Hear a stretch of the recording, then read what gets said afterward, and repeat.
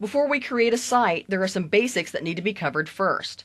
In this chapter, we will cover the benefits of using CSS, different ways of planning a site, better understand web measurements and sizes, and using CSS starter pages. Let's begin. So let's talk about planning to begin with.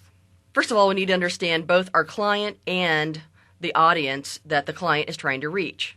We can do that in a multitude of ways. So let's first start by opening up a file. So go to File and Open.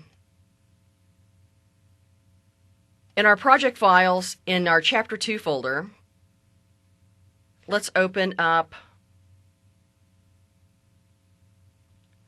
planning.html. Now this is one example of something that we might do planning a site design. This is a flowchart. It's just a very simple flowchart. I'm showing an index page and the pages that we have as our main navigation. What other URLs that we might need from those pages, and if we needed other pages, any secondary pages from there. Another example is a wireframe.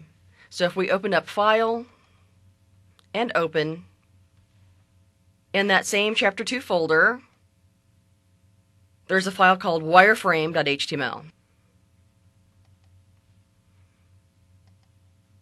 So once I have this open, because of my resolution at the moment, I don't see the whole entire page.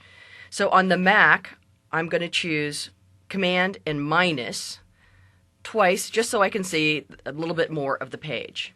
On the PC, it would be Control and minus.